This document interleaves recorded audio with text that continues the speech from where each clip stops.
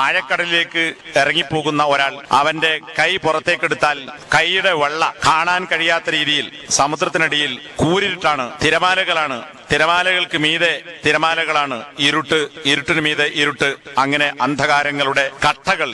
അതിനിടയിൽ ഇതാ അഖ്റജ യദഹു ലം യഖദ് യറാഹ, ആഴക്കടലിലേക്ക് ഇറങ്ങിച്ചെല്ലുമ്പോൾ അവന്റെ കൈവെള്ള കാണാൻ സാധിക്കാത്ത കൂരിരുട്ടാൻ.